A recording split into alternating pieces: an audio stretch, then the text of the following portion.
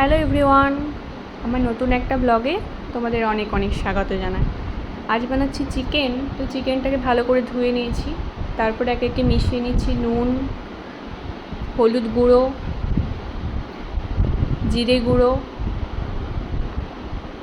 ধনে গুঁড়ো, লঙ্কা গুঁড়ো, গোলমরিচের গুঁড়ো আর তার সাথে টক দই।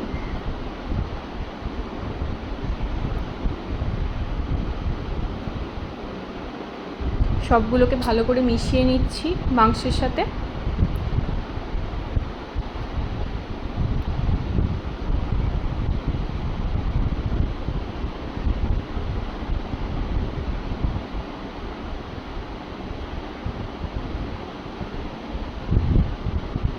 আমার মেশানো হয়ে গেছে, এটা 30 মিনিটের জন্য আমি রেখে দেবো।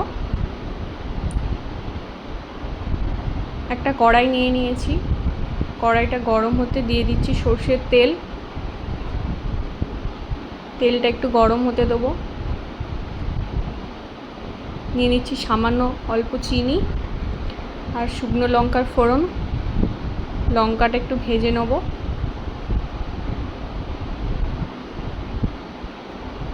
লঙ্কাটা ভাজা ভাজা হয়ে এসেছে, এবার দিয়ে দেবো কুচনো পেঁয়াজ। পেঁয়াজটাকে লাল লাল করে ভেজে নেব।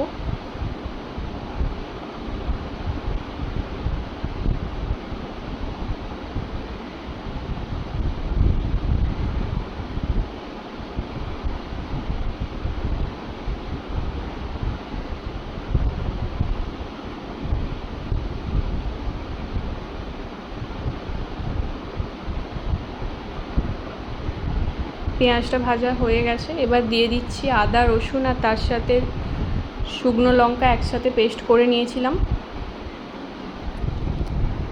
এটাকে ভালো করে ভেজে নেব।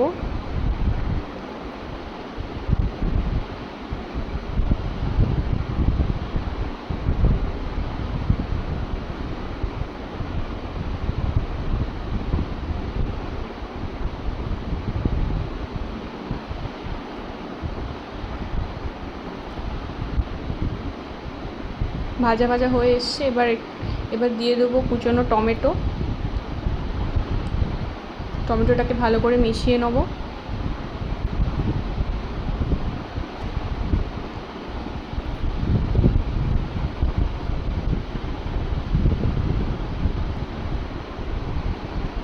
মশলাটা প্রায় কষা কষা হয়ে এসেছে, এবার দিয়ে দেবো ম্যারিনেশন করে রাখা মাংসটা।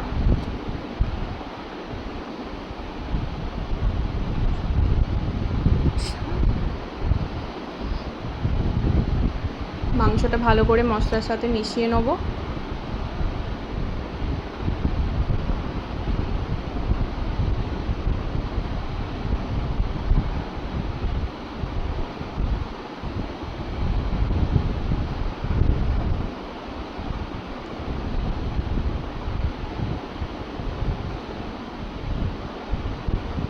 মাংসটা প্রায় কষা কষা হয়েই এসেছে।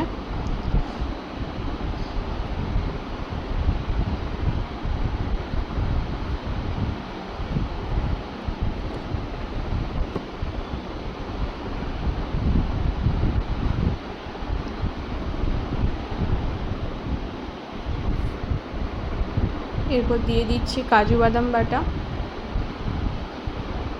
কাজু বাদামটা ভালো করে মাংসের সাথে মিশিয়ে নেব।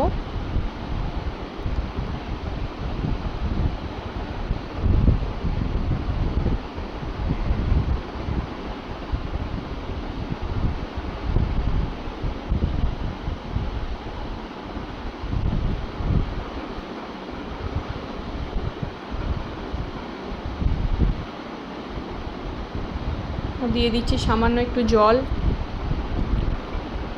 আর লাল লঙ্কার গুঁড়ো। ভালো করে মিশিয়ে নিচ্ছি পুরোটা।